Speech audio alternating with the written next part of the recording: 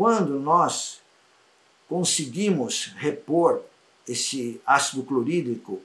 na área estomacal, no meio de uma refeição, almoço e jantar, nós não usamos o ácido clorídrico no sistema Mafei pela manhã, porque pela manhã o estômago já está ácido, ele começa a ficar alcalino a partir do meio-dia, meio-dia e meio, portanto, no meio do almoço, no meio do jantar, se toma as gotas de HCl com 30 ml de água mineral, né, no meio da refeição, para que haja então uma digestão melhor, ou melhor, que possa digerir proteínas e que possa ser bem assimiladas, assim como o cálcio entrar em solução química e fazer com que haja uma diminuição de osteoporose, principalmente nas mulheres. Observem então que os pHs ideais da saliva, do estômago, do intestino delgado, do intestino grosso, a urina e o pH sanguíneo, entrando no eixo com o uso do sistema Mafei no HCl, em ácido clorídrico, nessa porcentagem que vocês estão observando no slide, desde 3,7% até 30%, nós conseguimos então aumentar a absorção da B12, que é uma das mais difíceis vitaminas de ser absorvido dos alimentos. Portanto, a gente diminui a carga de suplementos ao paciente, aumentando a digestão e digerindo melhor proteínas, cálcio e B12. Próximo.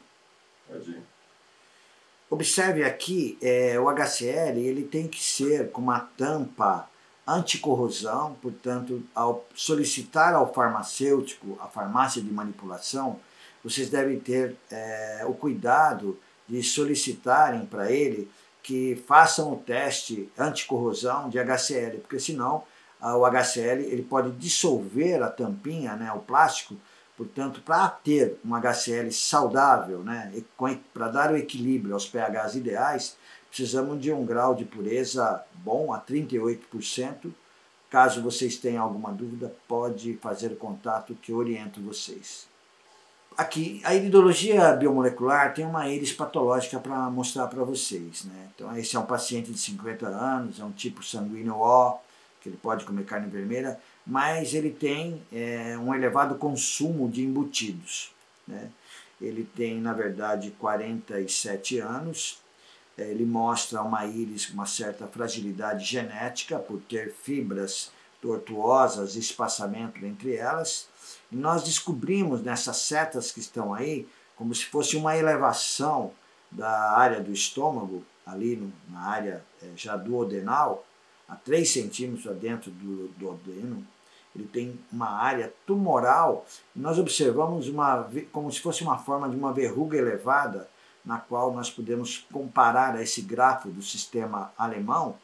na qual mostra justamente essa área que está tomada por um tumor já na área já de endoscopia e observado também no seu histológico, né, na área tumoral, que é um tumor maligno. Observe que o uso de embutidos como salaminho, salsicha, que contém nitratos, nitritos e gorduras saturadas, pode fazer com que receba no plasma essa gordura que está aí nessa direção da seta,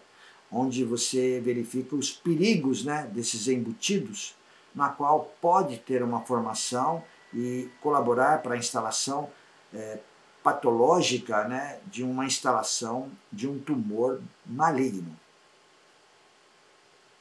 Observe que a coloração, quanto mais escura ela está, maior é o grau de oxidação dessas gorduras, e normalmente é uma gordura suína, ingerida, né, e mostra que existe um elevado déficit de bioenzimas digestivas, sendo que a bromelina seria a melhor coisa que tem para a digestão das gorduras.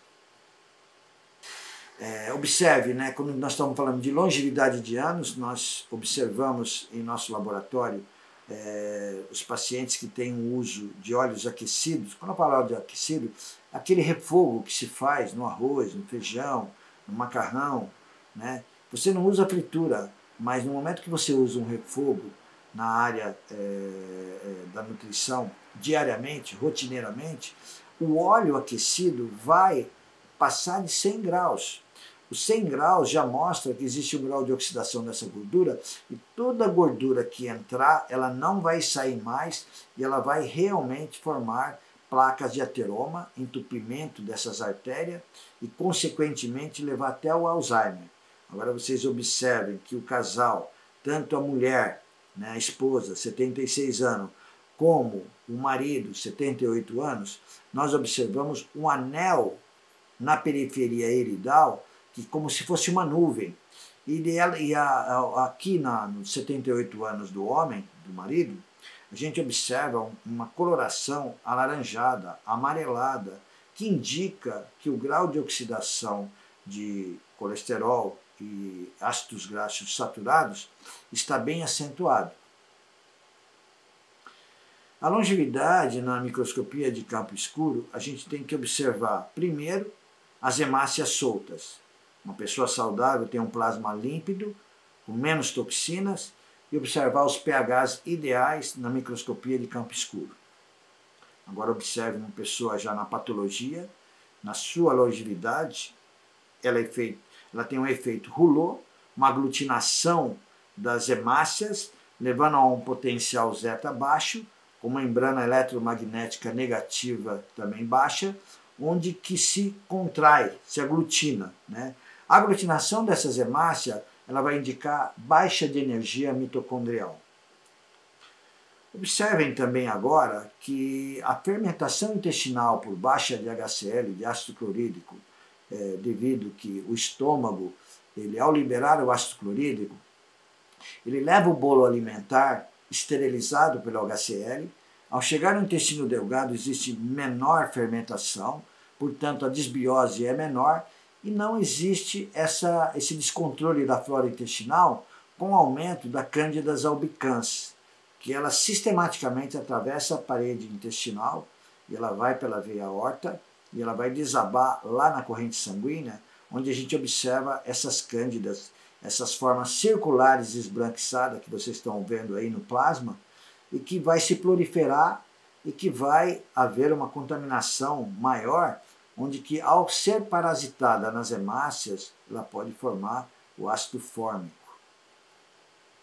Portanto, o HCl regula os pHs ideais e não dá o ambiente para a proliferação dessas cândidas, tanto no intestino como nos pH ideal, que seria o sangue também. Na análise de campo claro, in vivo, nós observamos um adenoma carcinoma mucinoso de ovário. Nós podemos observar que, tanto na análise histológica, que ela tem uma leiomioma uterino inframurais e uma subseroso com alterações degenerativas. Interessante, né, que nessa observação, nessa peça, existe os cortes, apresenta totalmente preenchido por material pastoso e esverdeado. Então existe um pigmento tumoral que escapou e que está aí em cima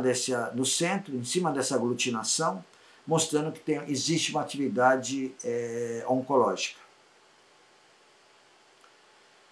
O pigmento de mama em análise in vitro foi encontrado em uma paciente num câncer de mama, né, com uma alimentação assim exagerada em laticínios, portanto, os laticínios, leite de vaca e seus derivados, tem muito IGF, e o IGF, que é o hormônio do crescimento, pode crescer essa área tumoral, e principalmente tem uma afinidade muito com a mama, o IGF, portanto, esse é um pigmento que escapou do tumor, na qual foi observada em campo claro in vitro. Em longevidade de anos, o estudo dos genes, observando a genética e a epigenética, nós temos que ter a metilação, um dos principais mecanismos da regulação epigenética dos genes. A metilação refere-se a esse acoplamento do grupo metil à molécula do DNA,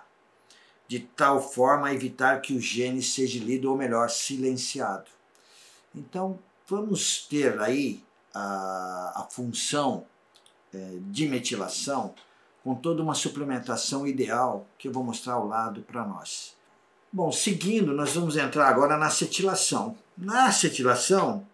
que determina a velocidade de um indivíduo que pode eliminar substâncias do organismo tóxica, inclusive a cafeína, a acetilação lenta pode silenciar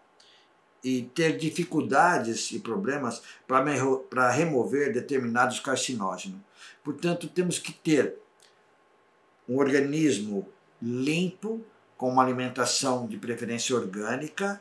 buscando sucos verdes e uma suplementação que ative essa metilação e essa acetilação para que haja uma função e uma eficiência metabólica final, genética, para que a gente então